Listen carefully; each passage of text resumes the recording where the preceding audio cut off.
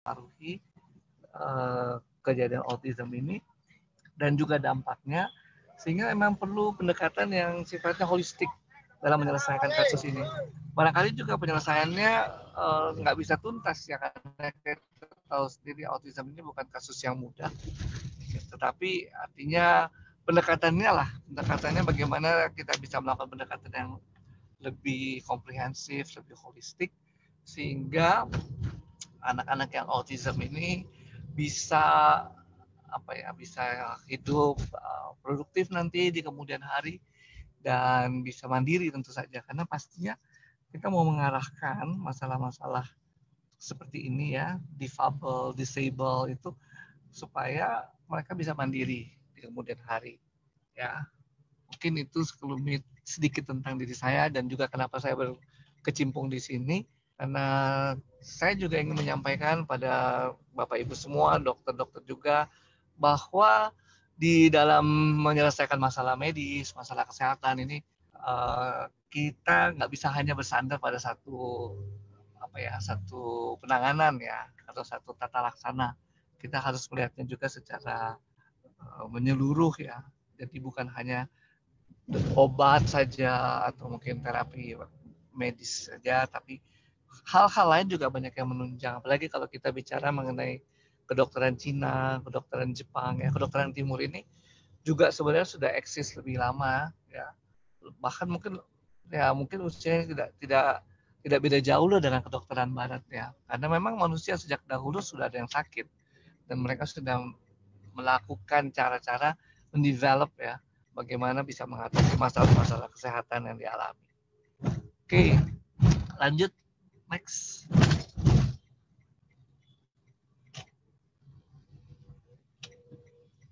Ya, jadi hari ini dalam beberapa menit ke depan kita akan membahas ya mengenai apa sih tentang autism itu ya, kemudian mungkin perjalanan penyakitnya, bagaimana mendiagnosisnya, serta bagaimana kita menanganinya secara terintegrasi ya, terintegrasi dengan apa yang kita sekarang juga geluti ya, dengan alternatif medicine, atau lebih tepatnya sebenarnya bukan alternatif tapi integratif medicine.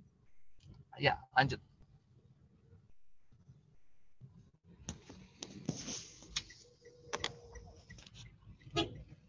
Oke, nah ini definisinya banyak ya, autism kalau di Google juga pasti sudah tahu ya. Dan sekarang nama penyakitnya itu disebut ASD, yaitu Autism Spectrum Disorder. Jadi kelainan yang autis ya, diam maksudnya keluar atau sendiri ya dari dunianya, tapi berupa spektrum. Artinya spektrum ini gejalanya bisa bermacam-macam, nggak sama satu dengan yang lainnya. Sub tipenya bisa banyak ya.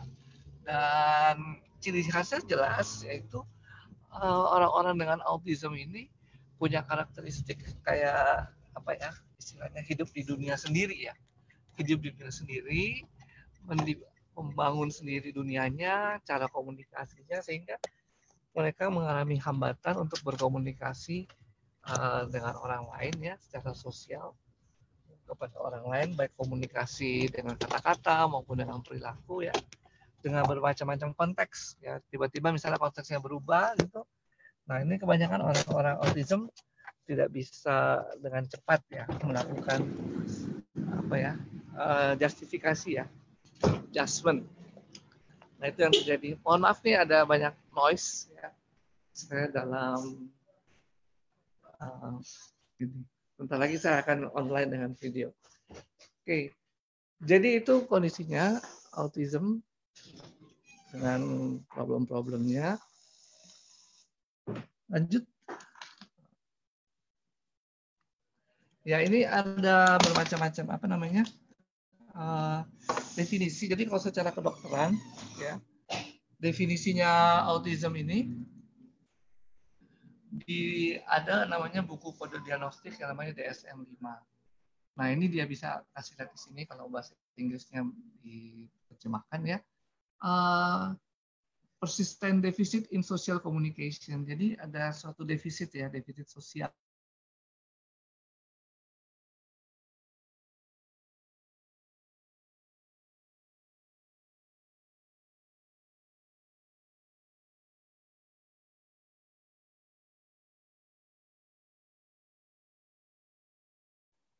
Dok, Ya. Halo? Ya, putus-putus, Dok. putus-putus ya? Iya. Oke. Dan dengar loh suaranya. Udah kedengeran. Saya coba mau join nih lewat komputer sekarang. Oke, siap. Oke, bentar ya. Ya. Jadi, atau saya sebentar ya, saya coba ini. 96.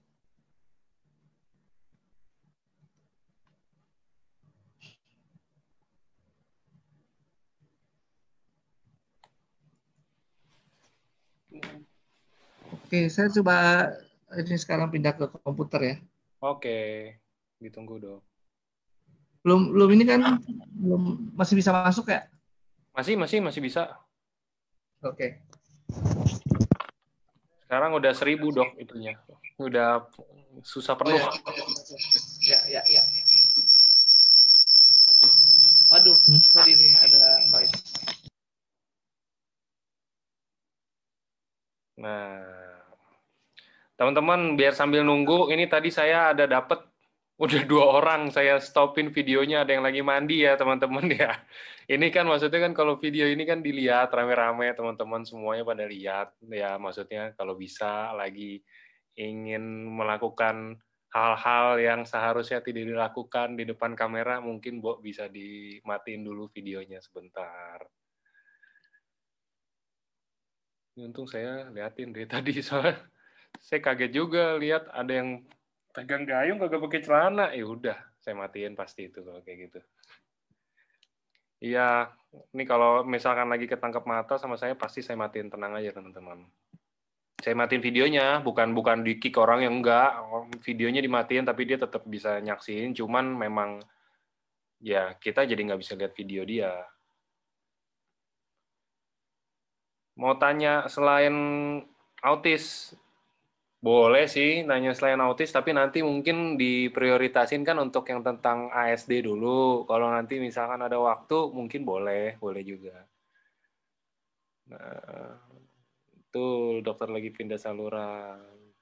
Oh iya nih dokter Trevino, sebentar. Sip. Saya jadiin co-host dulu, Dok. Nah, kalau dokter udah jadi co-host, udah bisa unmute sendiri. Oke, sip.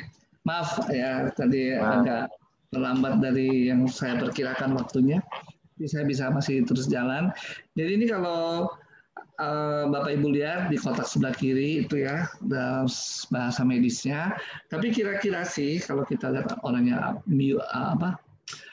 yang autism itu ada gangguan komunikasi ya dan interaksi sosial ya, ada interaksi defisit ya antara komunikasi dan interaksi sosialnya.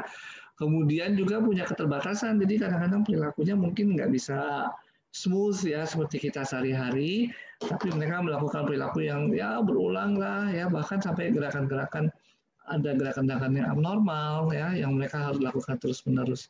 Karena mereka memang kondisinya itu kayak seperti membangun dunia sendiri ya. Jadi nggak begitu nggak bisa connect ya dengan dunia luar, makanya disebut autism. Lanjut ya. Next. Nah, ini dia.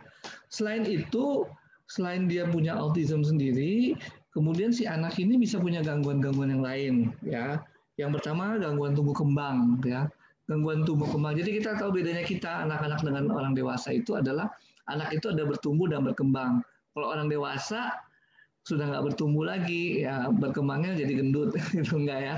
Jadi nggak bertumbuh ya. Berkembang juga paling intelektual kalau orang dewasa ya, kemampuannya bertambah karena dia belajar. Tapi kalau anak kecil bertumbuh ya dari yang tadinya bayi bisa jadi anak balita besar sampai dewasa, dari beratnya cuma 3 kilo itu namanya sampai beratnya 60 kilo ya. Nah, itu adalah bertumbuh dan berkembang. Yang tadinya tidak mampu ini itu masih cuma bisa tidur, bisa berdiri, berlari, itu semua namanya berkembang. Nah, itu bisa terbatas pada orang-orang yang mengalami autism. Intelektualnya bisa terbatas. Kemudian gangguan berbahasa, yaitu dampak-dampaknya ya.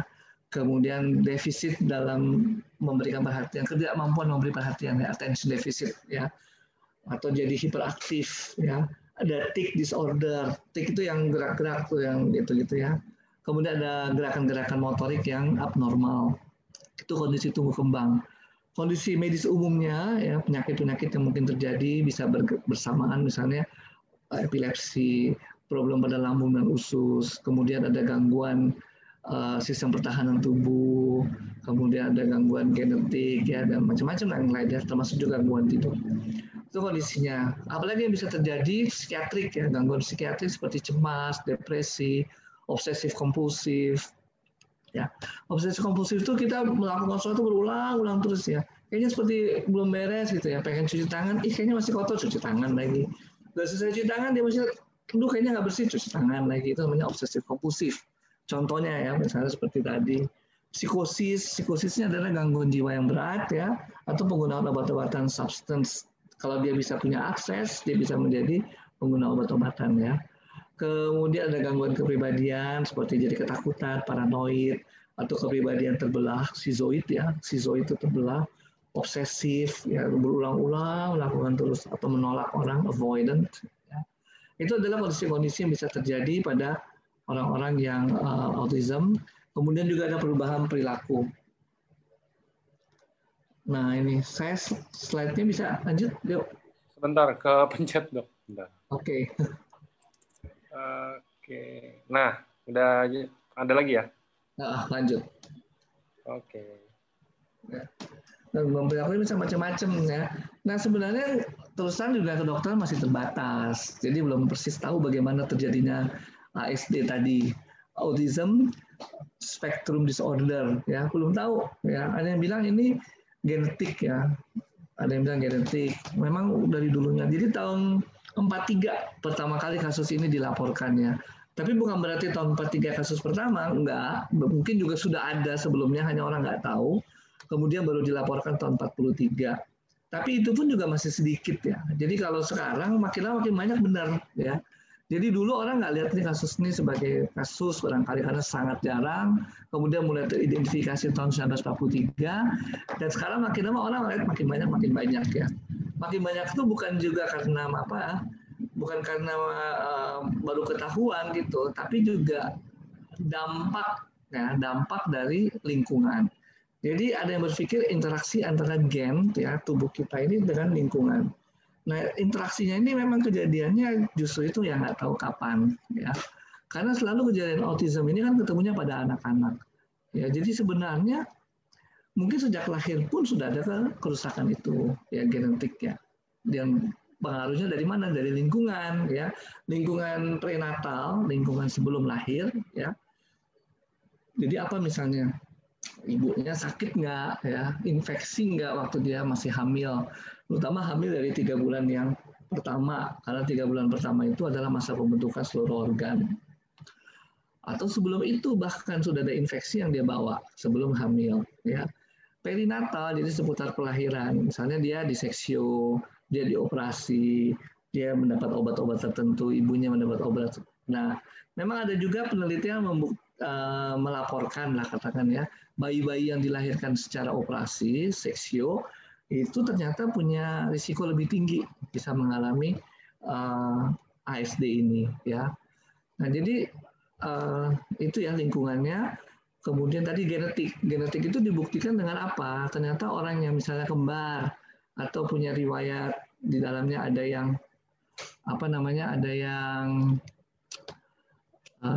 autis, ya saudaranya bisa kena, risikonya lebih tinggi lagi untuk jadi autis, ya. Lalu di luar itu setelah perinatal, jadi masa kehamilan dan masa perinatal. Di luar dari itu tentu saja mempengaruhi adalah socio-economic factors ya. Sehingga lingkungan sosial ekonomik itulah yang mempengaruhi pertumbuhan si bayi janin di dalam tubuh ya.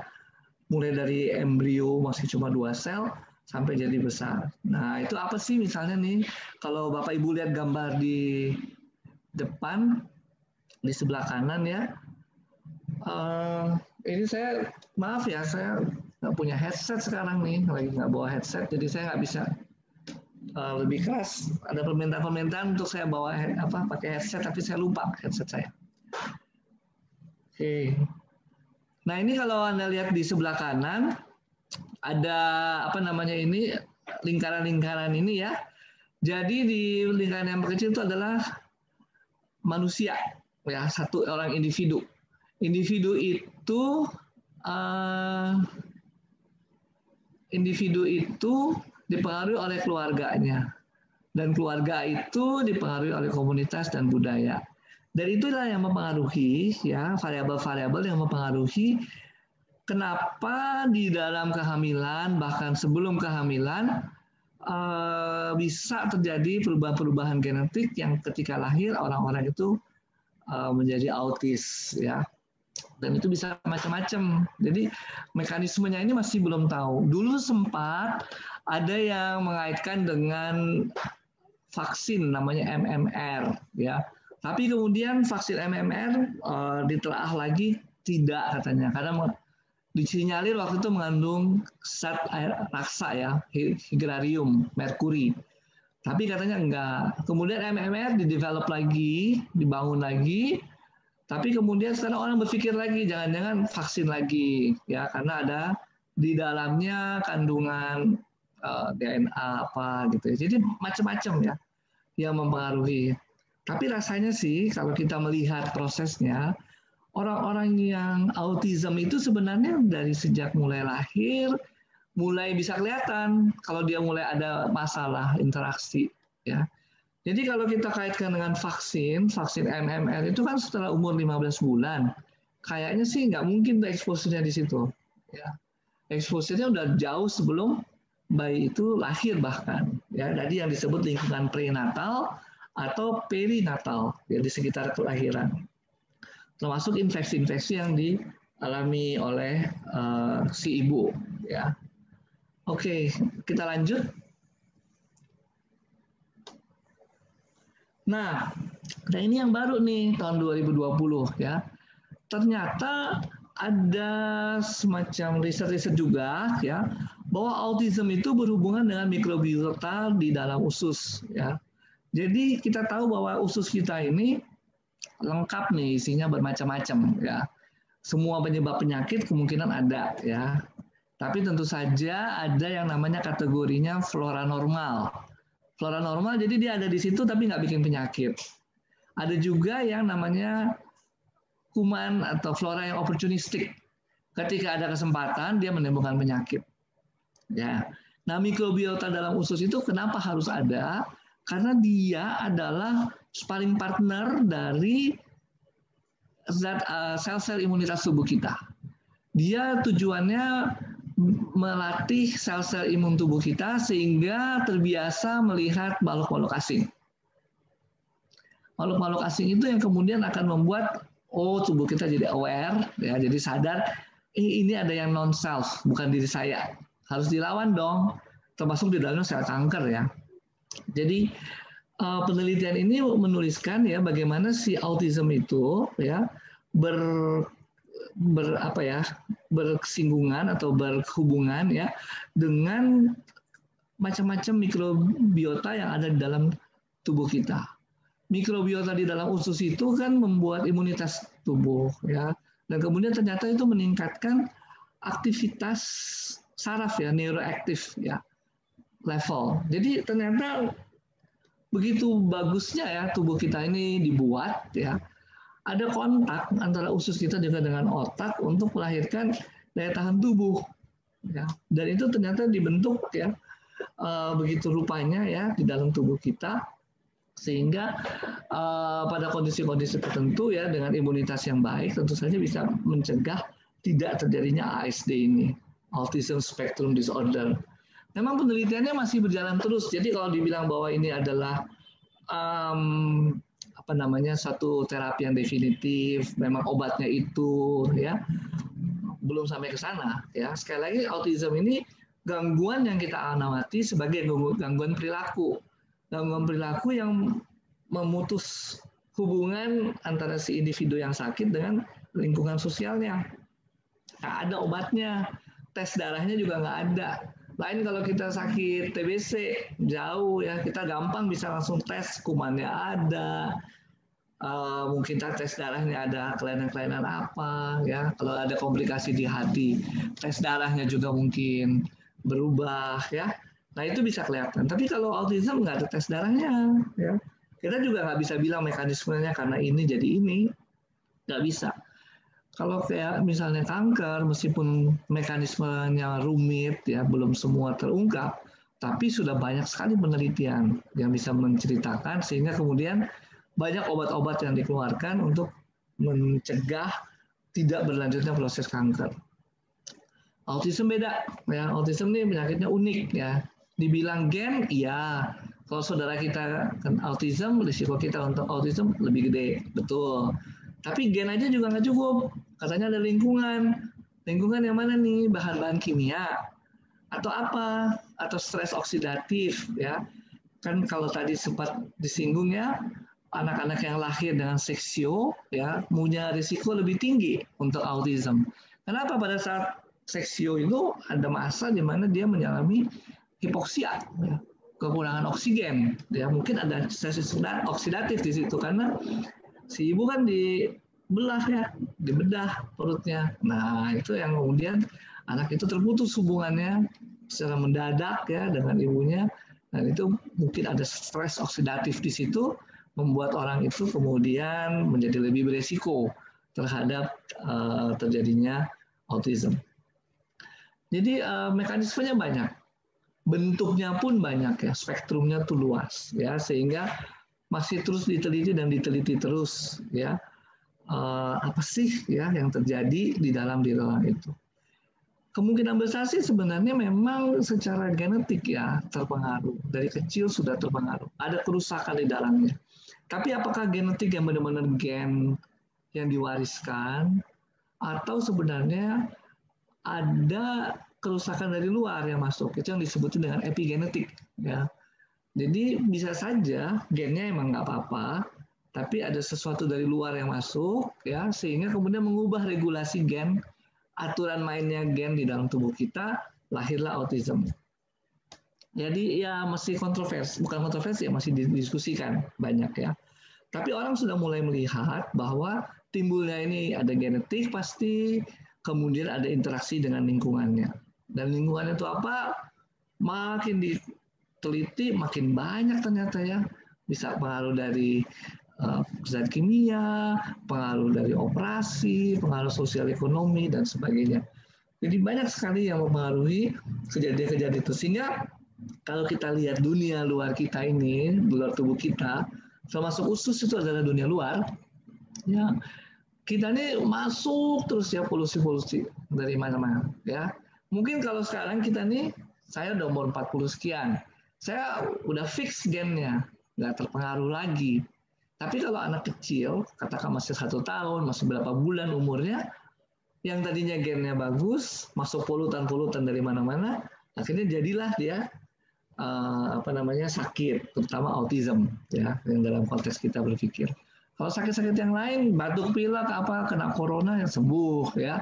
Tapi kalau yang ini beda ya, autism ini ya kalau kita sudah mengalami kerusakan dalam regulasi genetik kita, ya dia akan terus ikut terus sampai kapanpun dia akan kita bawa ya, sampai kapanpun. Artinya ya kalau kayak gini, orang tua yang anaknya autism itu memang harus lebih ekstra lagi berpikir ya, bagaimana supaya anak ini akan pada satu saat mandiri dengan keterbatasannya itu ya. Jadi kadang kita nggak bilang keterbatasan ya, keterbatasan itu disable ya, tapi kita bilang difabel ya, different ability. Jadi kita cari, kita harus gali nih ability apa yang lain yang dia mampu ya. Misalnya saya punya teman ya, anaknya autism juga, tapi pintar banget ngitung ya. Nah itu emang ciri khasnya seperti itu ya. Dia punya sesuatu yang repetitif ya, berulang ya, dan hebat bahkan excellent ya, di luar dari orang-orang yang biasa ya. Tapi itu aja fokusnya dan berulang, sehingga anak itu misalnya lebih terampil di menghitung, lebih terampil di menghafal. Tapi di sisi lain dia nggak bisa konsentrasi, nggak bisa ngomong, atau dia ngamuk-ngamuk terus, lihat orang lain nggak bisa adaptasi, itu ada kelemahannya. Nah, Ini yang kenapa saya angkat tulisan ini ya, autism berhubungan dengan mikrobiota dalam usus, tentu juga nggak jauh-jauh dari apa yang sering kita dengar dalam iklan-iklan ya yang dibuat tentang usus-usi dan juga tentang subarasi. Oke, suara saya masih ada? Bisa didengar?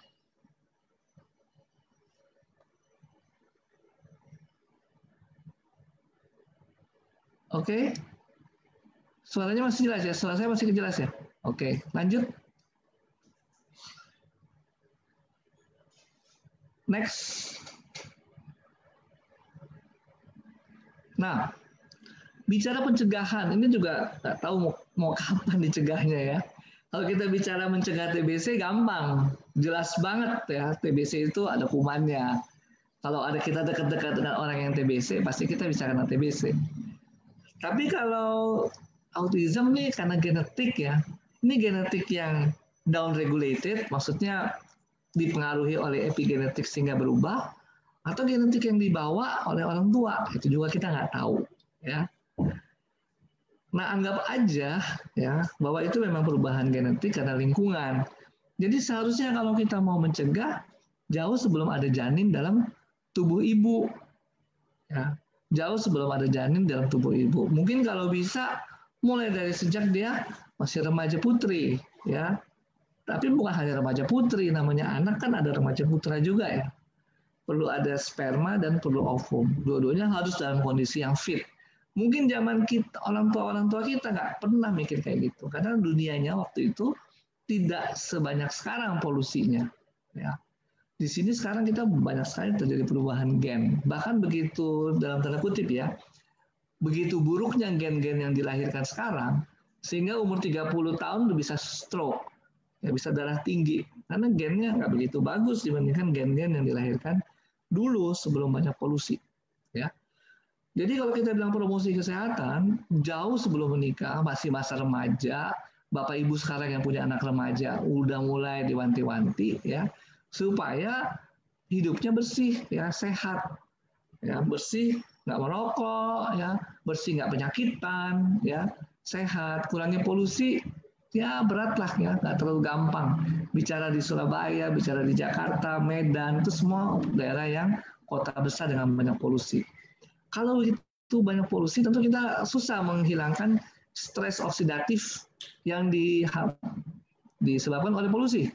Sehingga kita harus cari penangkalnya disebut antioksidan.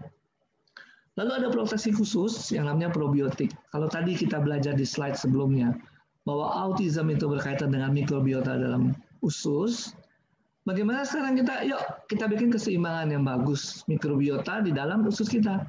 Kita makan probiotik yang memang akan membentuk suasana, environment yang sehat, sehingga kemudian tidak terjadi gangguan-gangguan di dalam usus yang akan berdampak pada mengubah environment ya, mengubah lingkungan dalam tubuh kita, akhirnya berdampak menjadi autism. Ya. Jadi itu adalah pencegahan pertama ya, tingkat pertama, pencegahan primer yang melalui promosi kesehatan dengan anak-anak kita, remaja-remaja putri, remaja putra mulai dibiasakan hidup sehat dan menjaga kesehatan. Kemudian diet yang ada probiotik. Probiotik ini sekali lagi membantu untuk meningkatkan imunitas kita. Lalu kalau sudah terjadi penyakit, namanya pencegahan sekunder. Pencegahan sekunder ini adalah mencegah supaya tidak makin parah. Ya, supaya nggak makin parah gimana? Deteksi sedini mungkin.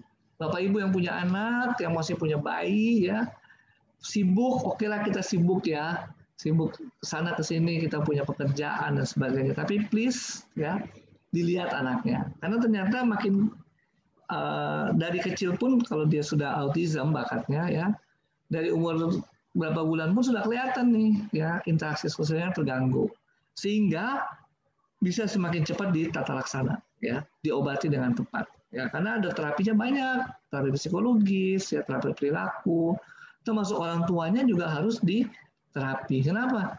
Berat punya anak yang autism, nggak gampang ya. Kemudian dia harus hadapi itu sekitar 20 tahun hidup pertama ya, sampai anak ini selesai universitas untuk hidup mandiri. Jadi nggak gampang ya buat orang tua itu juga harus diterapi ya. Jadi ini sedini mungkin kita coba mendeteksi adanya autism itu. Oke, next. Nah, ini dia. Jadi kalau Bapak Ibu mau membentuk generasi yang bagus, ya sebenarnya dari dasarnya ya, sebelum anak-anak itu menikah, apalagi hamil dan punya anak lagi, ya jauh sebelumnya kita sudah memberikan mereka edukasi bagaimana hidup sehat, ya.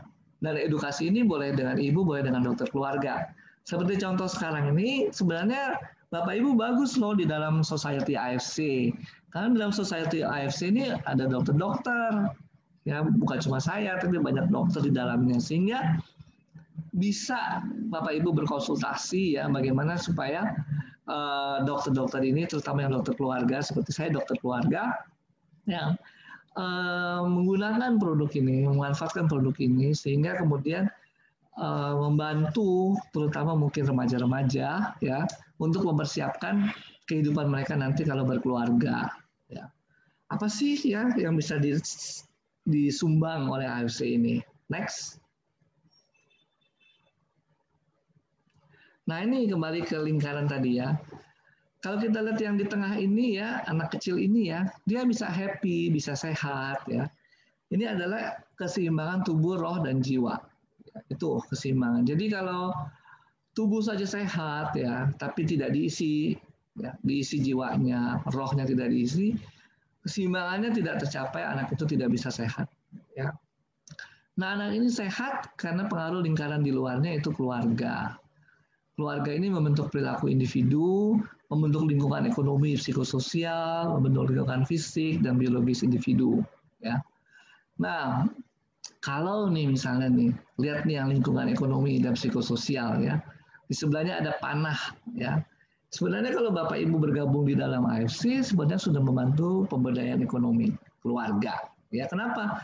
Kan tiap pagi kita diberikan selamat pagi, konnichiwa. Nah itu saja sudah satu sisi bagaimana kita mengintervensi keluarga kita sendiri. Ya, kalau keluarga kita juga sehat secara ekonomi, anak-anak yang di dalamnya pasti juga sehat dong. Ya, karena mempunyai cukup makanan, cukup interaksi, cukup kasih sayang dan sebagainya. Nah ini contohnya bagaimana sumbangan dari psikososial, sumbangan dari AFC dalam mencegah autism. Lalu di luar dari keluarga itu kita ada gaya hidup ya, lifestyle. Lifestyle itu dibentuk oleh komunitas juga, kemudian diserap oleh keluarga. Ya. Nah lifestyle di AFC ini harusnya ada lifestyle yang mencegah penyakit, lifestyle yang lebih aware terhadap kesehatan. Ya, itu kita bentuk terus-menerus. Kenapa? Karena kalau kita nggak sehat, ya percuma nih punya banyak duit, betul nggak? Percuma kan kalau punya banyak duit terus kita sakit, bayar dokter melulu ya untuk pengobatan. Jadi lifestyle dari komunitas kita adalah untuk mencegah kesehatan. Caranya bagaimana? Ini misalnya konsumsi suplemen. Konsumsi suplemen itu ya, suplemen yang kita punya ini banyak isinya. Nah, isinya kita lihat nih ke kiri belakang, kiri bawah ya. Kiri bawah ini ya sifat biologis dari individu. Ya. Si anak ini bisa sehat atau tidak sehat pengaruh dari suplemen yang kita makan. Ya. Di dalam usus-usi ada bakteri, ya, bakteri yang tergolong sebagai probiotik, ya, dan kemudian serinya itu dia FK23 namanya. Jadi bakteri ini adalah bagian dari probiotik yang bisa membantu mikrobiota di dalam usus kita. Sehingga susunannya kemudian menjadi favorable ya, menjadi lebih cocok, lebih bagus untuk kita bisa melawan atau kita membentuk imunitas tubuh kita. Ya. Nah, di sini perannya si Utsukushi, salah satunya ya yang saya highlight di sini. Jadi kalau kita di dalam interaksi kita sekarang ini, Bapak Ibu dalam komunitas member, kemudian kami ada dokter-dokter di sini, ditambah ada produk ya. Tujuannya adalah membentuk si keluarga ya dan individu di dalam keluarga supaya sehat. Terutama kalau sekarang kita berpikir dalam fase yang lebih awal lagi, kalau kita punya anak ya, bagaimana anak itu ketika dewasa sehat? Atau kita sekarang yang sudah dewasa muda, supaya nggak menjadi tua dan banyak penyakitan. Ya, nah itu ke sana. Ya, nah ini peran-peran yang kita bisa lihat di sini. Kenapa? Karena kalau kita sudah membiasakan dengan gaya hidup yang menjaga kesehatan, tentu anak-anak ini akan mengikuti orang tuanya ya. Karena yang paling banyak memberikan pendidikan adalah orang tuanya, bukan sekolah. Nah kebetulan nih WFH pandemi seperti ini, anak-anak kan lihat lebih banyak lagi orang tuanya ya. Orang tuanya harus jadi role model ya. Kalau orang tuanya makan sembarang, anaknya juga akan makan sembarangan. Kalau orang tuanya jaga kesehatan, anaknya juga akan jaga kesehatan ya. Kalau orang tuanya tidak merokok, anaknya juga tidak merokok. Nanti kalau orang tuanya ngerokok, anaknya ngerokok pasti. Karena dia nggak akan mungkin bilang sama anaknya jangan merokok. Nanti pasti anaknya langsung bilang, loh, bapak, mama juga merokok. Ya. Nah itu semua interaksi di keluarga. Jadi yang membentuk masa depan nanti ya. Sekarang kita misalnya sehat, nggak autism. Kita bersyukur anak-anak kita nggak autism. Bagaimana supaya risiko itu tidak terjadi pada anak-anak cucu kita kalau kita menjaga kesehatan. Karena tadi nggak jelas nih penyebabnya kapan terjadinya. Beda dengan kita coronavirus ya. Kita udah tahu nih penyebabnya dekat-dekat dengan orang yang COVID-19 kita akan kena. Kalau ini kita nggak tahu autism ini. Apa terjadinya sebelum hamil, atau terjadinya pada saat hamil, atau terjadinya pada saat melahirkan, ya, atau sesudah lahir. Nggak persis tahu. Tapi yang kita yakini, dokter-dokter yakini, ada interaksi antara gen dan lingkungan. Ya. Nah, lingkungan yang mau sehat itu sebaiknya dibuat sejak sebelum hamil. Ya, masa prenatal, bahkan jauh sebelum masa prenatal. Itu berkaitan juga dengan kesehatan reproduksi. Ya, lanjut. Next.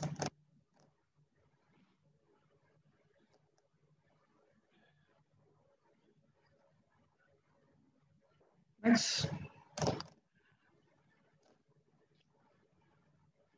Nah, khusus yang penting ya Bapak Ibu di dalam lingkungan kita ini ternyata kan kalau Bapak Ibu sering dengar presentasinya Pak Ernest, mungkin juga yang lain juga selalu bilang AFC ini melakukan riset ya. Riset ini sehingga menghasilkan produk yang memang tailor made ya, dibuat khusus ya, dijahit khusus ya, tailor made untuk kondisi Indonesia. Next. Nah, kalau tadi ya kita lihat di dalamnya, kita udah tahu semua isinya ya macam-macam begini ya. Lalu apa sih hubungannya dengan autism kita? Ya, tadi kita lihat bahwa kerusakan genetik itu bisa berkaitan karena pengaruh lingkungan, karena adanya polutan-polutan, kemudian membuat gangguan-gangguan kimiawi, stres oksidatif, sehingga dibutuhkan antioksidan. Nah, di sini ada isinya antioksidan, ya. Kemudian di sini misalnya ada lagi fish collagen. Fish collagen. Kolagen itu adalah protein untuk kelenturan kulit. Kulit kita perlu sehat karena barrier pertama untuk melawan namanya kuman, namanya bahan kimia, sinar radioaktif adalah kulit, ya. Kalau sempat misalnya dengar beberapa minggu terakhir ini hoax ya, kalau di termogan dengan infrared rusak otaknya. Itu bohong. Kenapa? Karena infrared ini penetrasinya hanya beberapa milimeter saja. Bahkan kurang mungkin dari 1 milimeter ke dalam kulit. Ini kulit kita ini hebat sekali. Ya. Setipis yang ada di dahi ini pun masih bisa menahan termogan infrared tersebut. Ya. Jadi kulit ini barrier radiasi, barrier kimia, barrier juga penyakit, kuman penyakit dan sebagainya. Makanya Bapak Ibu perlu melindungi kulit, ya, karena itu penting. Lalu di sini mungkin yang perlu kita angkat juga di sini adalah adanya probiotik, tadi sudah disebut. Lalu salmon DNA. DNA itu adalah bahan baku untuk membentuk sel-sel yang baru. Jadi kalau kita meregenerasi sel, pasti kita perlu DNA antara lain. Antara lain juga protein, ya. Jadi ini adalah hal-hal kandungan dalam bahan aktif dalam usus-usus yang perlu di dalam kita mencegah terjadinya autism. Kapan diberikannya? Buat saya harus diberikan sejak masa remaja, ya. Orang-orang yang mau dipersiapkan untuk menjadi orang tua, ya, karena mereka harus mempunyai tubuh yang sehat. Next.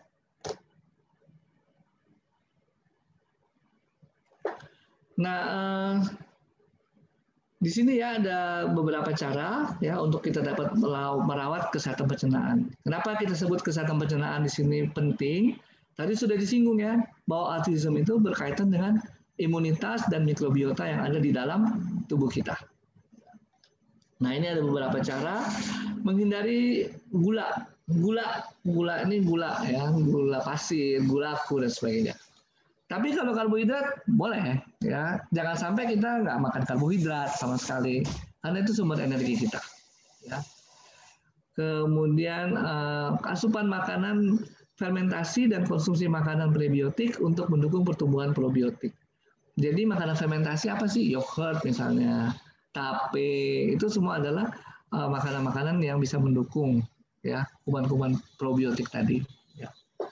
Oke, ini semua punya dampak pada sistem imun kita. Oke, lanjut next. Nah, ada critical review ya tahun 2014. Jadi ini suatu apa ya? Jurnal dikumpulin kemudian dilihat dikritisi ya. Ternyata di situ dia menyimpulkan probiotik merupakan salah satu stimulan. Jadi yang mendorong ya terbentuknya sistem imun. Probiotik bekerja sebagai stimulan untuk meningkatkan respon sel-sel imun kita terhadap adanya kuman-kuman penyakit dan sebagainya. Nah, yang bekerja ini adalah sel NK, ya, natural killer cell. Kemudian ada sel T, limfosit T, dan sel limfosit B. Ini kalau Bapak Ibu bisa temukan di dalam pemeriksaan darah, kalau minta pemeriksaan darah putih, leukosit, lalu minta hitung jenis leukosit, di situ letaknya. Ada natural killer cell, ada sel T dan sel B.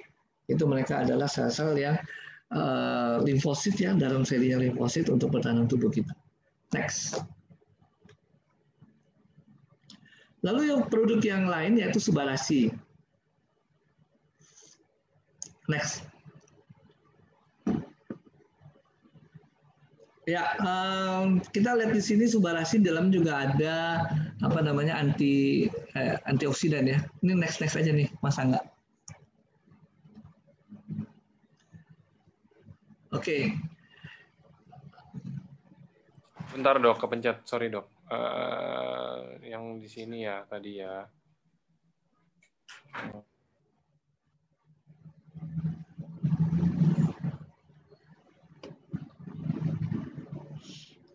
Kebanyakan dari kita hidup di kota nih. Ini fotonya kota Jakarta ya dengan kabutnya, ya kabut namanya kabut polusi ya.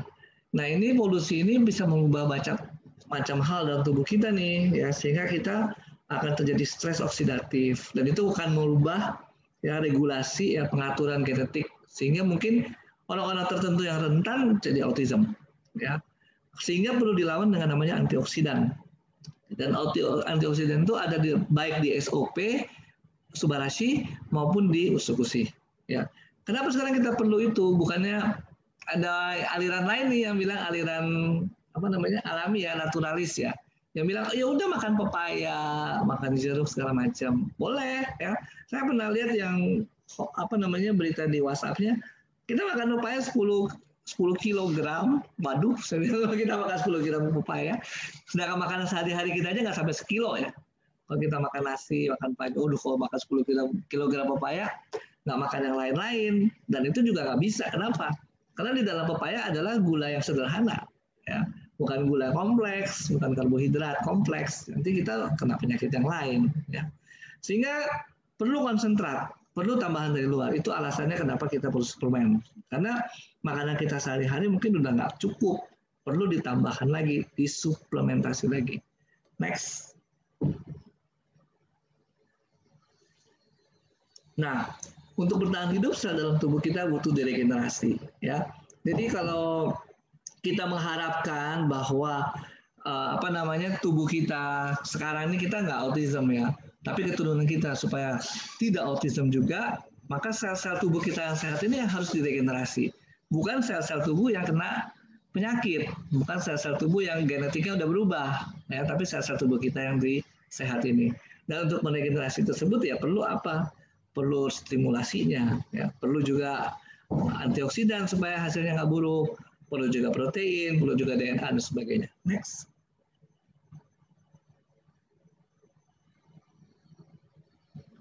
Next ya, oke. Nah ini dia, ya di dalam Subarashi ada tiga peptida atau protein kecil ya, dan di sini fungsinya ada 4 ya yang diakui oleh pemerintah Indonesia BPOM, yaitu regenerasi, efek meregenerasi sel. Jadi kalau kita sekarang tidak autism, kita mau keturunan kita nggak autism, cucu kita nggak mau autism, ya kita harus berupaya supaya yang diregenerasi sel-sel yang baik. Sel-sel yang baik tadi dicegahnya dengan antioksidan antara lain supaya tetap bagus. Lalu yang kedua, improve blood circulation. Jadi kalau peredaran darah baik, ya suplai makanan juga bagus, suplai oksigen juga bagus, tidak terjadi kerusakan jaringan. Ya. Kemudian ada efek anti hipertensi dan anti pembekuan darah, prevents blood clotting. Ini juga berkaitan semuanya dengan sirkulasi. Jadi dasarnya kalau kita mau mempertahankan adalah sirkulasi kita baik, ya. Sirkulasi kita baik, suplai makanan, oksigen ke jaringan-jaringan baik, jaringan-jaringan tidak rusak, ya. Termasuk jaringan hati yang harusnya menyaring semua zat polusi. Ya. Oke, next.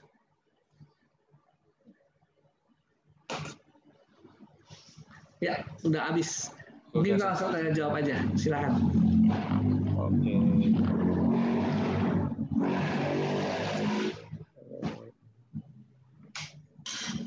Oke. Sambil diringkas ya, jadi kita tadi sudah membahas bahwa si autism ini timbulnya mungkin sejak dari kandungan, ya, bahkan barangkali sebelum hamil pun sudah ada terjadi perubahan-perubahan genom. Itu yang kemudian timbul, ya, dan merubah. Tapi juga bisa setelah lahir, ya, baru terjadi karena pengaruh lingkungan. Dan itu kita nggak tahu kapan terjadinya. Ya, sehingga kemudian apa sih yang harus kita lakukan, ya, karena ini adalah interaksi gen dengan lingkungan, terjadi kerusakan, terjadi orangnya jadi autism. Kalau kita mau mencegah sedini mungkin, mulai dari sejak orang belum hamil, ya. Kalau perlu sebelum pacaran. Sebelum pacaran sekalian ya, sehat lah dari awal. Oke. Ini dok, ada pertanyaan pertama dok. Mau tanya, anak teman saya ada kena autis sejak lahir. Sekarang usianya udah 20 tahun lebih. Apakah Subarashi dapat membantu menolong autisnya? Lalu anak usia 2 tahun dengan cerebral palsy diatasi dengan Subarashi aja atau mix dengan Utsukushi? Sekalian nama dia juga ada nanya hidrosefalus, dok. Oke, ini beda-beda semua nih sebenarnya. Ya, ada 3 pertanyaan, borongan ini. Beda nih semua kasusnya ya. Kalau tadi kita udah baca autism ya, autism itu dengan masalahnya genetik. Jadi kalau Bapak Ibu sempat ikut-ikut sebelum-sebelumnya ini, kalau penyakit genetik itu udah paten tuh, nggak bisa diapa-apain. Jadi yang kita mau lakukan di sini dengan bicara autism ini, early sebelum terjadinya autism, kita harus mencoba supaya mencegah terjadinya kerusakan-kerusakan genetik, gitu ya. Tapi kalau sudah terjadi kerusakan, kalau kita bilang mau katakan sembuh, orang itu kembali berperilaku seperti manusia pada umumnya, nggak bisa, karena udah terjadi kerusakan genetik, ya. Tapi apa yang bisa kita lakukan? Jangan makin parah, karena tadi kita lihat ada medical conditions-nya, ya. Orang-orang yang autism bisa makin parah. Bisa terjadi penyakit-penyakit medis seperti apapun, ya. Tadi itu disebut ada epilepsi misalnya, bisa terjadi gangguan-gangguan psikiatrik, ya. Nah itu yang harus kita cegah. Nah, kita cegah dengan pemberian obat, dengan pemberian suplemen dan sebagainya, ya. Tapi bukan menyembuhkan, ya. Sekali lagi bukan menyembuhkan. Nah kasus yang sama bukan hanya pada penyakit genetik, tapi juga pada penyakit yang sifatnya struktural, kelainan dari anatomis, misalnya hidrosefalus. Hidrosefalus itu kelainan anatomis, ya. Kelainan anatomis itu apa sih yang terjadi? Harusnya otak kita ini yang ada air di dalamnya ini punya sirkulasi yang bagus, tapi sirkulasinya macet, jadi airnya numpuk, makanya kepalingan besar. Nggak ada jalan lain kecuali bikin got saluran lain supaya cairannya keluar, harus operasi. Ya. Nah setelah itu kenapa kita tetap menganjurkan? Karena kita mau supaya otaknya ada perbaikan dong. Masih 2 tahun pertama orang masih ada yang namanya regenerasi sel, termasuk juga sel-sel yang saraf ini. Sehingga kita coba ya dengan 2 tahun pertama dalam kehidupan itu men-trigger terjadi regenerasi. Sekali lagi nggak cukup hanya regenerasi begitu saja di-trigger, perlu makanan dan protein, karbohidrat dan lemak yang cukup. Lalu yang tadi Bell's palsy itu kan virus ya. Kalau virus kita memang melawannya dengan natural killer cell. Jadi kalau itu yang lebih pas ya karena virus ini sebenarnya penyakit yang bisa sembuh sendiri ya, self limiting disease, bisa sembuh sendiri asal daya tahan tubuh kita bagus. Dan itu makanya kita membutuhkan Otsugushi untuk melatih NK sel kita sehingga kemudian kita bisa melawan virus-virus penyakit. Oke? Oke, next-nya anak autis gitu.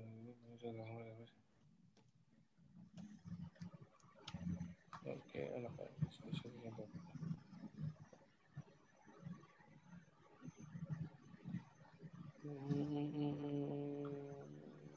Ini ada yang tanya, kalau anak autis emang biasanya punya kemampuan khusus ya dok? Maksudnya lebih di yang lainnya? Ya, kebanyakan seperti itu. Jadi ada ya istilahnya sebenarnya sih dia membentuk dunianya ya kayak seperti itu sehingga ya di fokusnya dia itu yang menjadi kadang-kadang kelebihan dari dibandingkan anak-anak yang lain. Ini dok, sore dok mau bertanya, anak saya umur 14 tahun tidak bisa berbicara tapi bisa bersuara kayak bayi. Berjalan hanya bisa jika dipegangin dan melihat juga nggak bisa, hanya bisa tahu kalau ada orang di dekatnya. Dia tidak bisa makan makanan yang mengandung pengawet dan bahan-bahan kimia. Akibatnya kalau dia makan yang kayak begitu jadi kejang. Apa kondisi ini termasuk autis, dok? Kira-kira produk mana yang harusnya digunakan untuk kondisi anak saya? Aduh, ini saya nggak bisa bilang ini diagnosisnya apa nih, kecuali kalau kita ngobrol sendiri langsung ya. Mungkin ya kalau disebut disable ya kali ya. Tapi apakah autis atau enggak? Kan kita harus tahu 14 tahun hidupannya bagaimana prosesnya. Ini makin progres apa enggak? Atau dari awal memang sudah ada katakan kelainan pendengaran ya. Kelainan pendengaran ya pasti nggak bisa ngomong. Misalnya ya. Tapi itu kan bukan autis. Itu memang masalah kongenital ya, masalah penyakit bawaan, misalnya gangguan pendengaran. Kalau autis mungkin perjalanan penyakitnya beda ya. Kita melihat ada suatu perubahan gitu ya, atau apa ya, dari awal mungkin cuma kelihatannya seperti ini, kemudian berkembang jadi ini, berkembang jadi itu. Nggak langsung. Tapi saya nggak bisa bilang nih, kalau mau japri aja ya. Gitu. Oke, ini ada lagi. Selamat sore, dokter. Ini. Dok, anak saya umur 14 tahun, laki-laki, autis ringan. Selama ini minumnya SOP 100 sehari sekali. Nggak berani kasih subarasi karena di subarasi saya baca ada non-fat dry milk sama fruit flow. Sebenarnya saya mau kasih minum utsu, tapi yang saya tahu, anak-anak seperti ini permasalahannya di pencernaan. Jadi saya takutnya takarannya itu kebanyakan untuk anak umur 14 tahun, karena imun anak pada umur ini perkembangannya masih sangat bagus katanya, belum perlu minum utsu. Kira-kira menurut dokter gimana? Apa saya kasih subarasi dan utsu, atau misalkan saya kasih subarasi doang atau utsu doang, atau gimana dok? Oke, jadi kalau dibilang tadi bahwa autism itu kan sudah terjadi kerusakan atau kelainan genetiknya. Jadi sebenarnya kalau kita memberikan suplemen, tujuannya buat supporting ya, bukan untuk menyelesaikan bahwa nanti dia akan kembali sebagai normal. Itu nomor satu mesti dipegang dulu. Lalu sekarang apa sih progres penyakit yang mesti kita katakan hindari lah. Misalnya tadi kalau kita tahu itu interaksi gen dan lingkungan termasuk di dalamnya adalah lingkungan luar di dalam usus kita.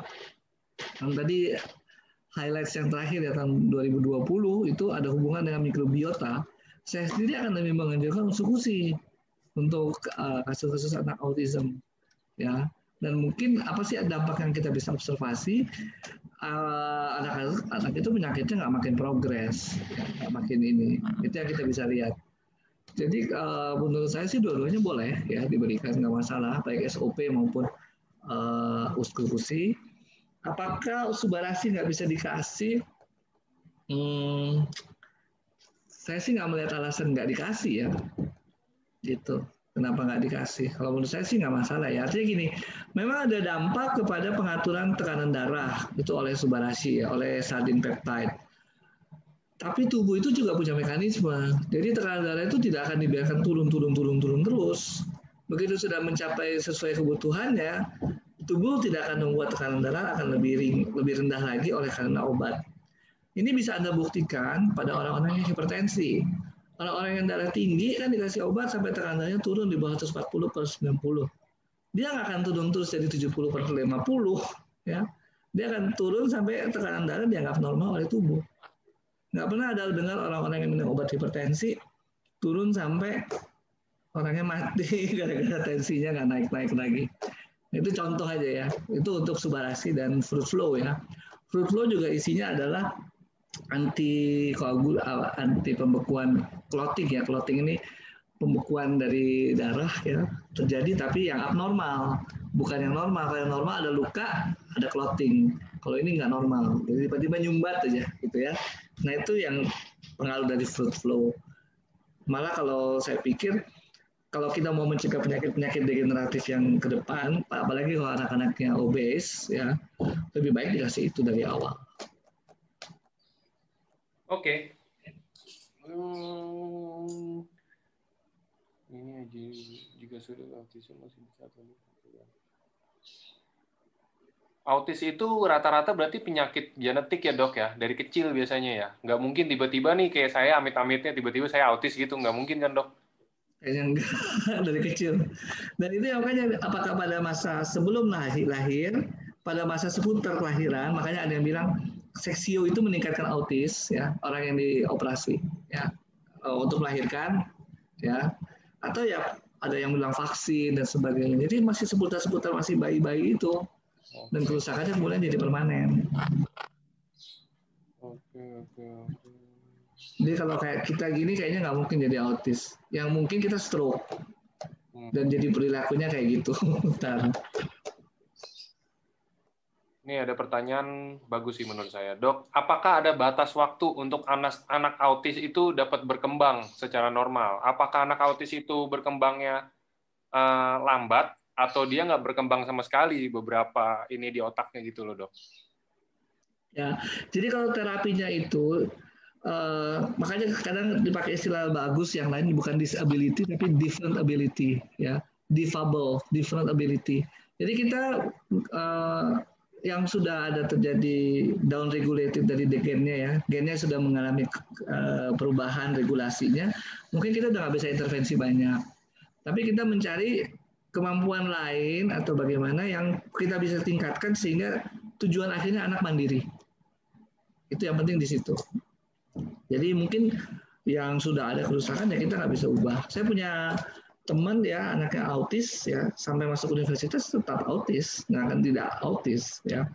Ada yang dia sifat-sifatnya udah nggak berubah karena memang secara genetiknya berubah ya, sudah dikacaukan oleh lingkungan mungkin pada masa perinatalnya itu yang nggak sukses ya, nggak survive gitu, sehingga kemudian terjadi kerusakan gen ya itu udah menetap nggak bisa diapa-apain.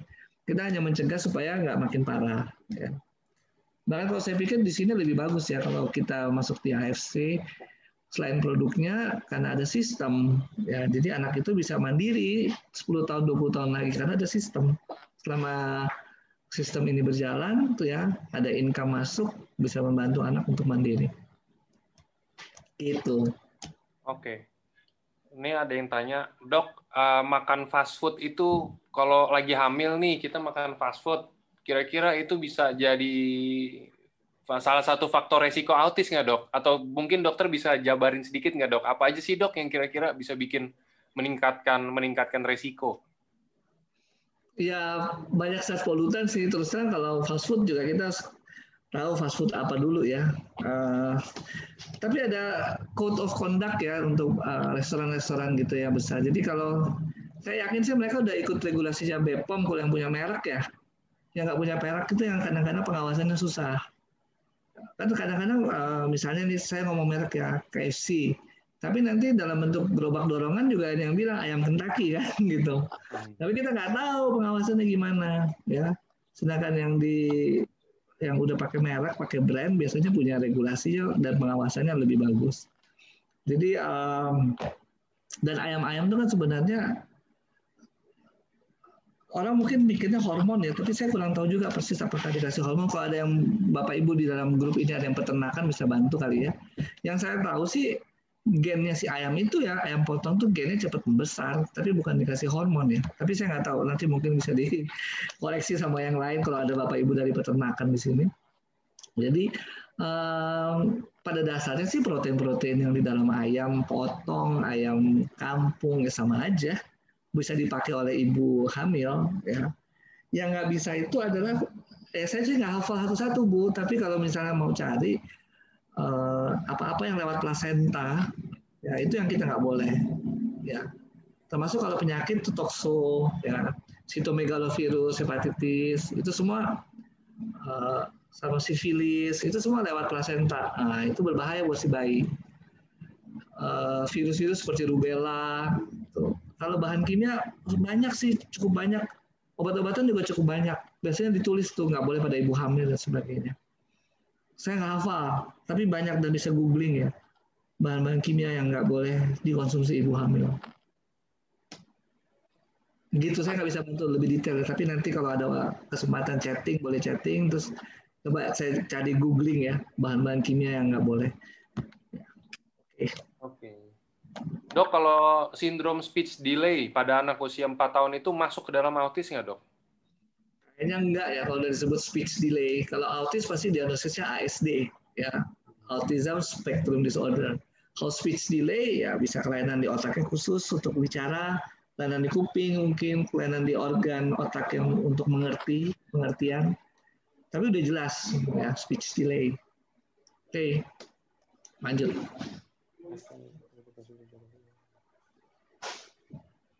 Nih, Dok, anak saya umur 8 tahun, autis. Saya udah kasih anak saya konsumsi Subarasi dengan dosis satu saset, dibagi 2, pagi dan sore.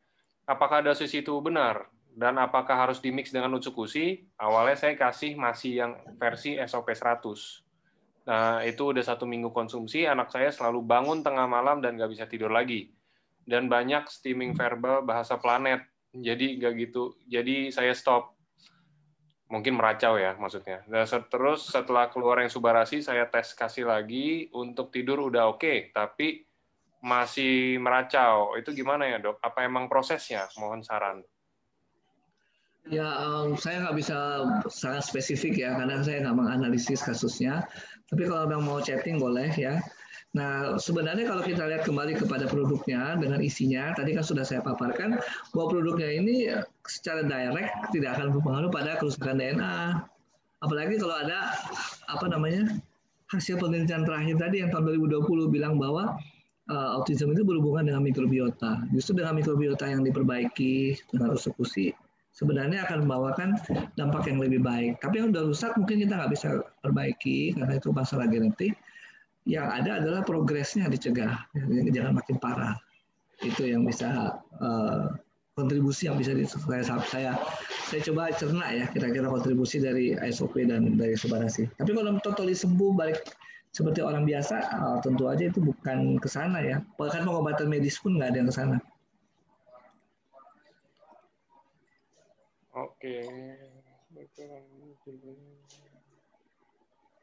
Bentar ya teman-teman, kalau yang tanyanya di luar autis, nanti mungkin kalau memang udah selesai semuanya, udah nggak ada yang bertanya tentang yang autis, baru nanti saya bacain yang pertanyaan teman-teman yang nggak berhubungan dengan autisme. Oke?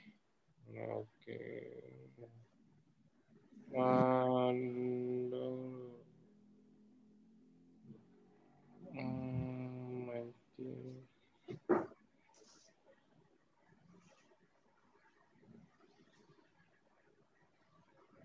Nah, ini pertanyaannya sama kayak tadi. Di umur berapa anak-anak bisa kita perhatikan ada bakat autis? Autis dari kecil, ya dok ya? Iya. Bahkan dari usia awal-awal pertumbuhan, kalau ibunya memperhatikan betul-betul udah bisa ketahuan. Dibilang sembuh betul sih nggak ada jaminan ya, tapi setidaknya semakin dini kita tahu, semakin cepat kita bisa koreksi.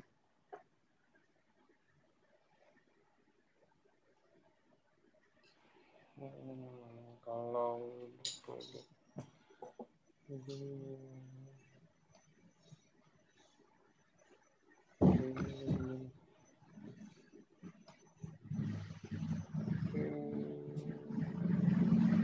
Dok mau tanya, anak saya mild autism, PDD NOS, semuanya normal, hanya dia susah berbicara dan kulitnya swing, sering alergi atopik. Bagusnya Utsukushi atau Suba untuk alergi kulitnya dan untuk perkembangan otaknya biar bisa berbicara. Terima kasih, Dok. Kalau untuk kulit, Utsukushi juga bagus ya. Utsukushi sudah terbukti juga ada viskolagen di dalamnya, itu membantu untuk memperbaiki kualitas dari kulit. Dan kalau kualitas kulitnya terperbaiki, tentu saja dampaknya pada imunitas, karena kulit ini adalah organ imunitas yang terbesar ya. Dia bisa menahan berbagai macam sumber penyakit ya, dan termasuk juga bakteri dan sebagainya. Jadi Utsukushi kalau saya sarankan untuk kulitnya. Lalu untuk regenerasi otak dan sebagainya, memang regenerasi sel lebih bagus dibawa oleh, bukan lebih bagus ya, yang diusung oleh SOP ya, terutama SOP untuk regenerasi sel. Dan kalau masalahnya tidak bisa ngomong, ya harus dilihat dulu nih, nggak bisa ngomongnya ada kerusakan permanen di area bicara, atau kerusakan di kuping, ya, atau kerusakan di pengertian. Jadi ada informasi masuk di kuping, kemudian orang harus mengerti dulu, kemudian baru bisa memproyeksikan untuk bicara. Itu cara kerjanya seperti itu. Jadi physically misalnya, sel-sel otak itu akan diregenerasi. Tapi yang mengisi nanti caranya bukan dari Subarashi tentu saja. Yang mengisi adalah orang melatih supaya sel-sel saraf yang baru terbentuk itu ya diisi dengan latihan-latihan dan sebagainya. Jadi bukan cuma produk ya, tapi kita harus komprehensif kita melihat semuanya. Oke. Dok, kalau Parkinson itu mirip-mirip dengan autis nggak sih, Dok? Beda jauh. Yang dirasakan juga beda ya, saraf-sarafnya. Beda. Jadi apakah itu kemudian kalau Parkinson itu sel saraf ya, disebut genetik sih kayaknya enggak ya, bukan genetik, tapi sel saraf. Mungkin ada gangguan yang dibawa secara turunan ya, gitu. Tapi dia bukan genetik sih. Emang kerusakan sel sarafnya.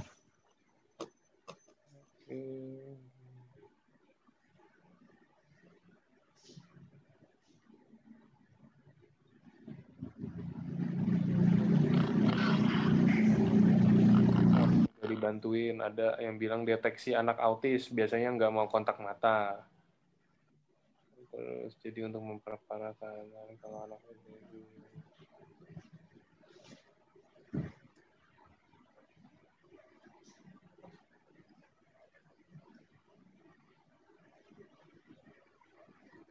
Nah, udah selesai sih kayaknya, udah nggak ada yang pertanyaan tentang autis. Nih kita melenceng sedikit ya. Nah, Oke, ini saya dapat di sini. Dok, kalau terkena skizofrenia di usia dewasa 30-an, apakah bisa dicegah kerusakan saraf otaknya? Pakai yang mana, Dok? Skizofrenia ini kepribadian atau masalah psikologisnya terbelah gitu ya, namanya skizofrenia. Dan pencetusnya bisa macam-macam. Terus kemudian memang sekarang orang larinya ke arah kerusakan biologis ya di dalam otak. Dan obat-obat yang diberikan itu untuk mencegah komunikasi antar sel, sehingga orang yang skizofrenia, kita kalau lihat orang skizofrenia kan misalnya apa sih, kadang-kadang dia seperti ngomong sendiri atau bicara sendiri ya. Atau kalau mau lihat skizofrenia yang benar-benar bagus, nonton film Beautiful Mind ya. Dan itu sebenarnya bukan dasarnya sih bukan ke degenerative disease ya, tapi artinya kalau kita kita berpikir bahwa kemudian ini akan membuat sesuatu dampak ke penyakit-penyakit degeneratif ya. Kadang-kadang kan orang skizofrenia kan nggak bisa ngurus sendiri. Nah itu di situ kita bermain dengan perannya usukusin maupun SOP. Ya. Tapi kalau skizofrenia sendiri ya terapinya terapi psikologis pastinya ya. Karena memang kejadiannya bukan degeneratif sih. Ya. Memang ada bagian-bagian dari otak tertentu ya yang merasa bahwa dia melihat orang lain ya. Seperti kalau nonton filmnya John Nash itu ya, Beautiful Mind. Dia yakin sekali melihat itu agen polisi, ada anak kecil ya. Dia yakin sekali lihat itu dua orang itu. Padahal itu adalah impuls yang salah ya, di otak kita, dipersepsikan salah. Gitu. Oke, dan itu ya menetap terus sampai kapanpun ya. Kalau kita kasih obat, tujuannya supaya nggak ada masukan-masukan kayak gitu di dalam otak kita. Oke, jadi perannya osukusi sama subarasi lebih kepada untuk mencegah dampaknya ya, lebih berat lagi dan sebagainya. Oke.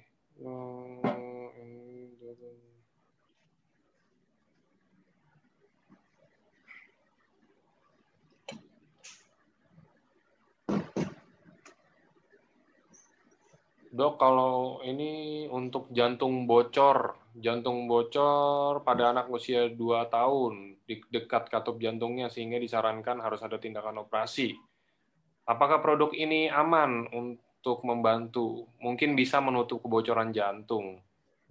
Harus yang mana? Terima kasih. Bocoran jantung ini banyak nih ya, bisa namanya atrium yang bocor atau ventricle ya, kamarnya yang bocor.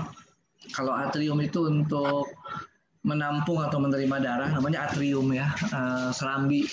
Kalau ventricle itu kamar ya, itu untuk memompa darah keluar.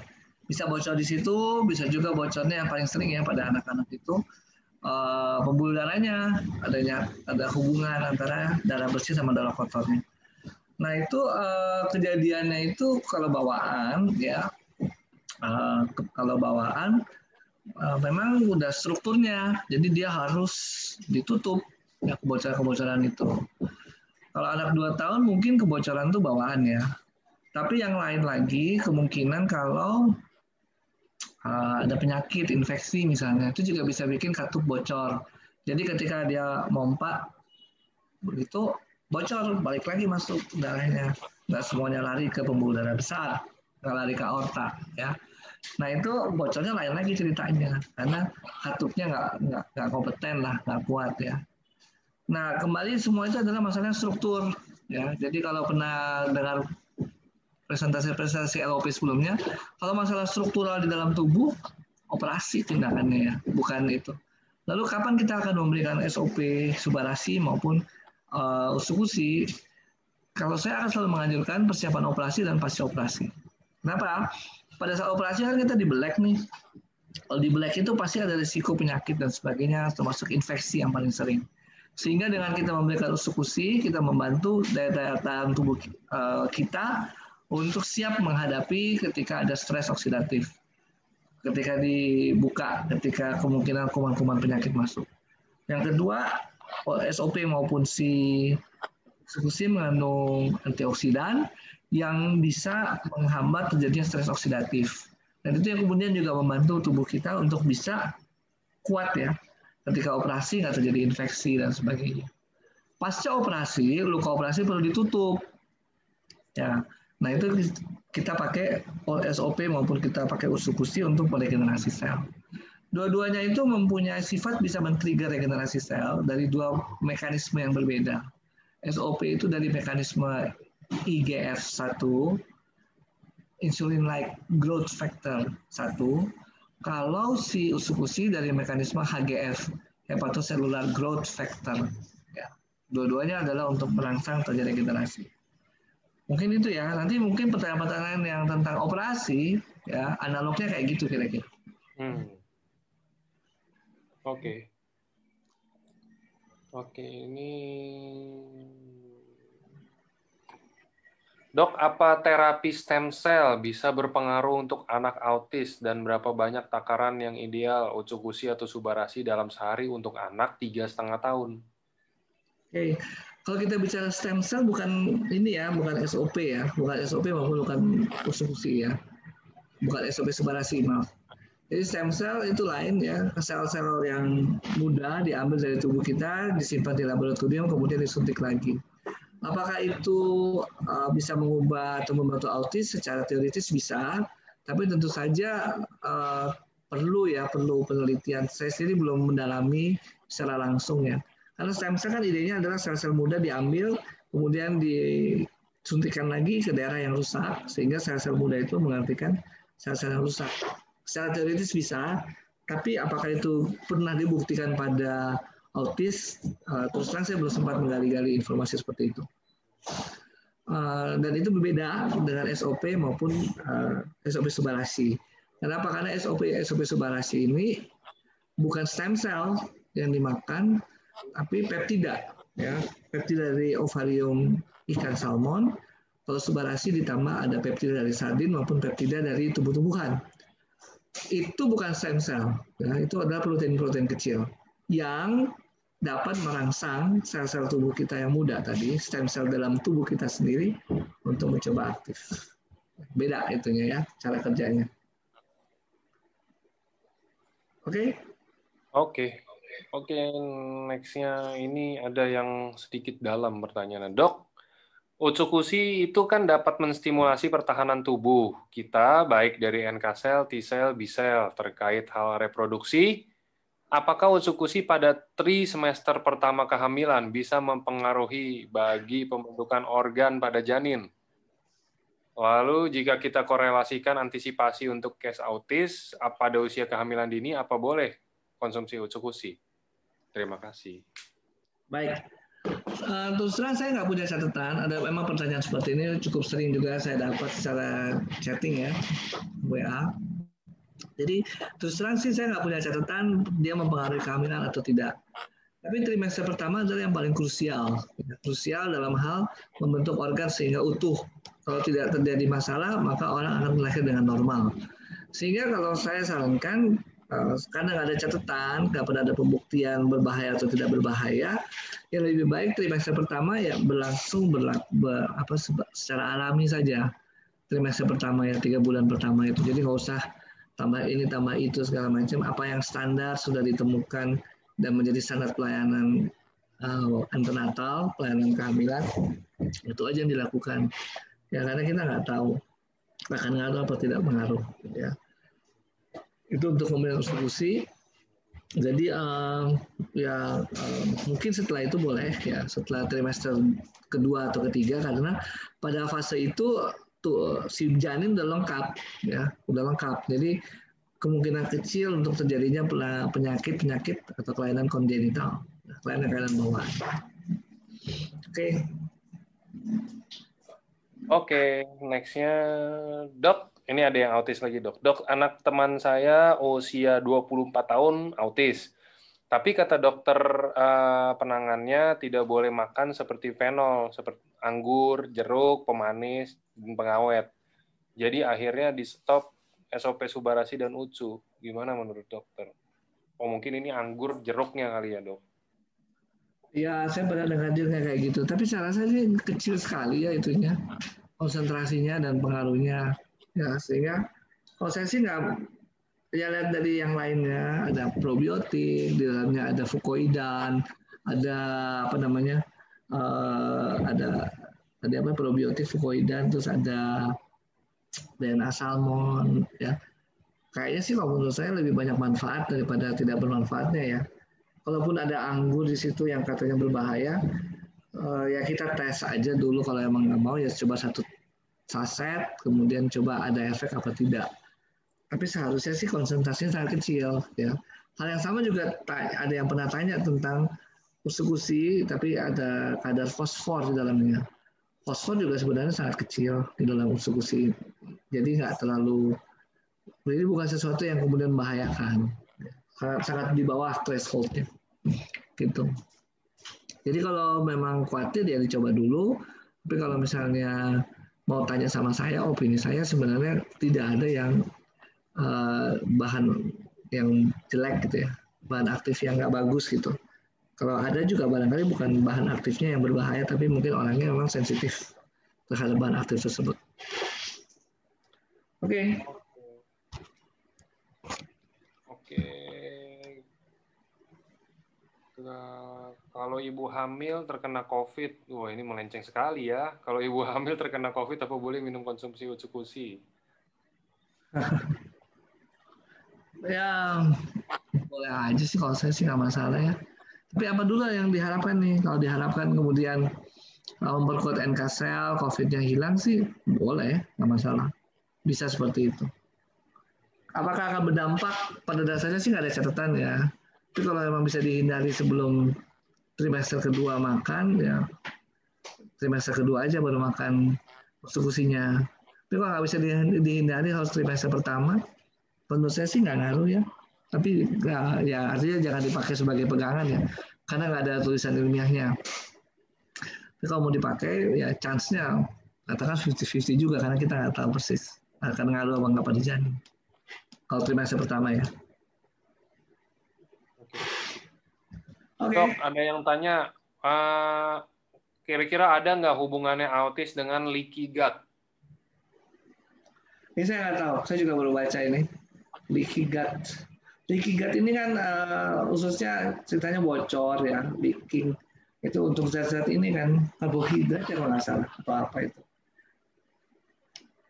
Nanti ini aja lah kalau mau ini Japri sama saya, nanti saya coba cari browsing dulu ya. Atau mungkin tanya lewat Mas Angga ya, atau Mbak Catherine. Nanti lewat saya aja, saya yang kasih ke dokter. Nanti kan di forward ke saya.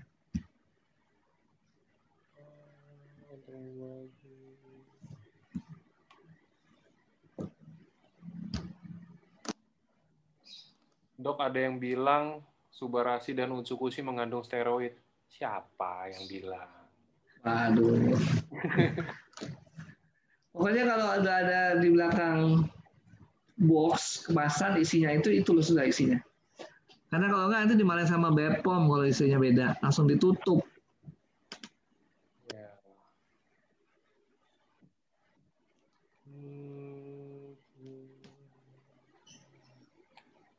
Ini nggak yang tentang autis, tapi nanya, sore Dr. Trevino, jika sudah menjalankan diet sugar free, casein free,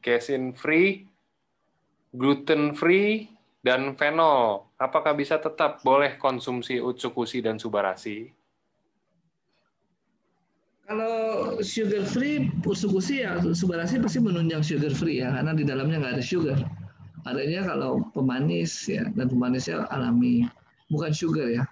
Sweetener ya bahasa Inggrisnya, bukan sugar. Kalau bahasa Indonesianya pemanis dan gula.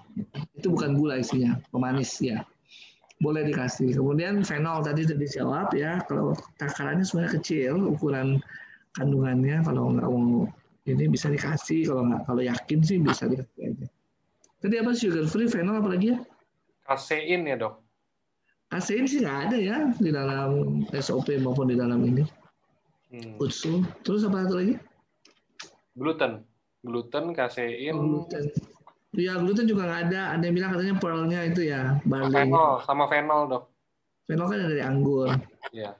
Ya, yang pearl barley juga nggak mengandung gluten. Itu yang dari ada memang barley yang mengandung gluten, tapi yang ini bukan. Ini yang gluten free. Oke, ini ada lagi pertanyaan. Dok, maaf melenceng. Mau tanya tentang autoimun atau Sjögren syndrome. Sjögren syndrome. Keluhan di mata terasa panas karena air mata kering. Umur 35 tahun. Setelah 2 hari minum Subarasi 2 kali 1, ada perubahan positif, tapi di mata tuh masih panas, walaupun udah mendingan. Apa perlu ditambah Subarasinya atau gimana dok? Udah mendingan nih. Cuman mau tanya ditambah atau mungkin ini proses atau gimana dok? Ya, sebenarnya nggak ada larangan untuk nambah ya, karena ini nutrisi sifatnya. Mau ditambah silakan, nggak ditambah juga nggak masalah. Itu satu ya kalau untuk masalah kebutuhan. Kalau memang ternyata ditambah matanya masih mendingan, lebih baik, ya ditambah aja. Tapi kalau setelah ditambah tidak ada perubahan, ya mungkin nggak perlu ditambah. Mungkin juga perlu yang lain, mungkin air mata buatan, ya, atau mungkin direndam di apa ya buat obat buat cuci mata, bottle water misalnya, atau tetes mata yang lain. Mungkin itu ke sana ya. Jadi belum tentu harus menambah SOP atau usukusi.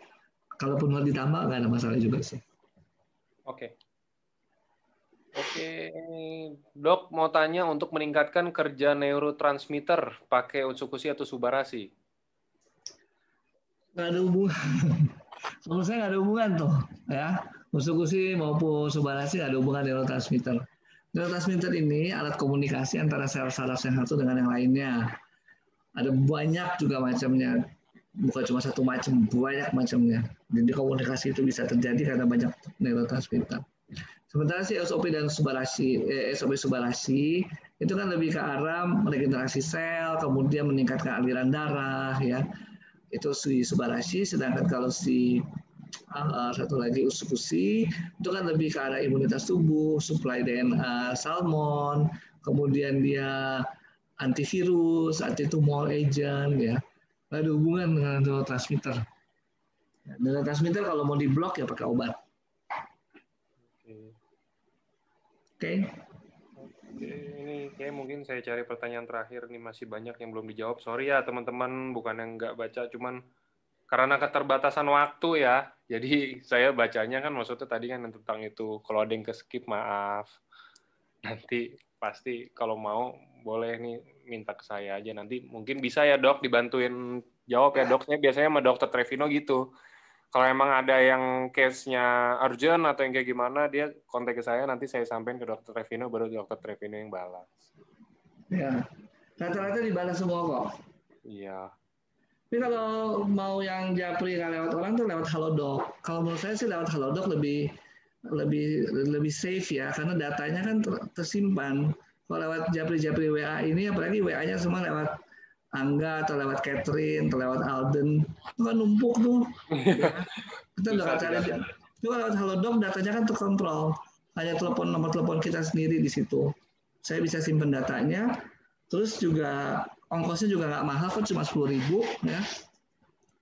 Jam diskusi kita 30 menit. Tektokannya 30 menit lewat Halodoc. Download aja aplikasinya. Yang lain misalnya Mobile Legend dibuang diganti dengan Halodoc gitu. 30 menit sendiri lagi ya Dok. Kalau di sini kan udah 30 menit rame-rame. Rame-rame. Ya bayar cuma 10.000.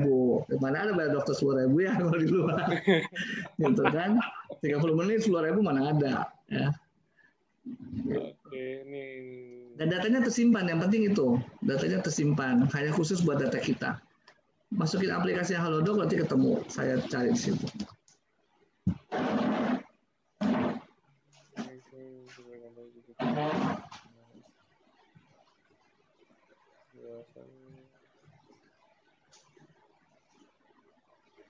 Dok, untuk ini ada yang, aduh, tapi bukan ini ya. Ntar closingnya kalau bukan autis tuh kayak gimana gitu ya. Ini masa closingnya kanker.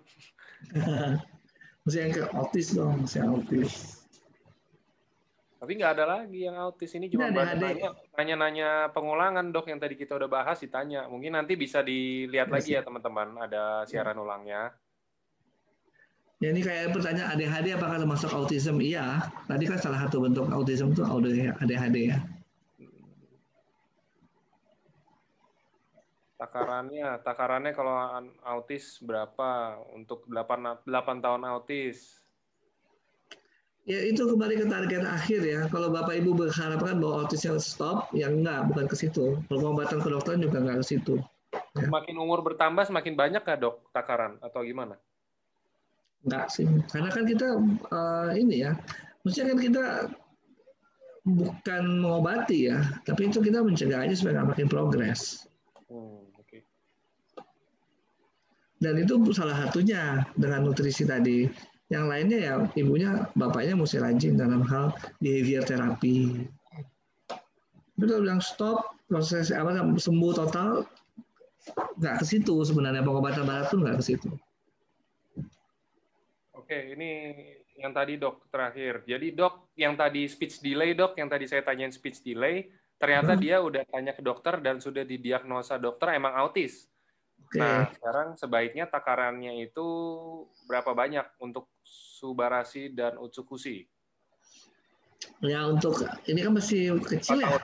4 tahun. Satu hari satu saset dulu aja ya. Itu kenapa saya bicara gitu, saya bicara dari kilogram berat badan ya. Biasanya kita menentukan kebutuhan anak, kebutuhan obat itu semua dari berat badan. Ya. Sekali sehari aja dulu. Oke. Oke. Udah. Sekali sehari. Soalnya kalau semua nanti ada yang kasih 4 saset, 10 saset, semua inden. Iya. Sekali sehari aja dulu, kalau nggak inden. Oke. Oke, kalau gitu. Udah, dok, cukup kayaknya. Ini kesorean nanti. Iya, oke. Terima kasih Dokter Trevino. Terima kasih teman-teman semua udah sempetin hadir di acara. Sama-sama, terima kasih Bapak Ibu semua untuk kehadirannya. Semoga bermanfaat. Sorry ya buat yang belum bisa dijawab itu jangan baper teman-teman. Itu saya emang benar-benar pure kelewat karena banyak banget pertanyaannya. Oke. Boleh diulangi atau lewat Halodoc ya, kita bisa ketemu di situ. Siap. Terima kasih dokter. Terima kasih teman-teman semua. Happy weekend.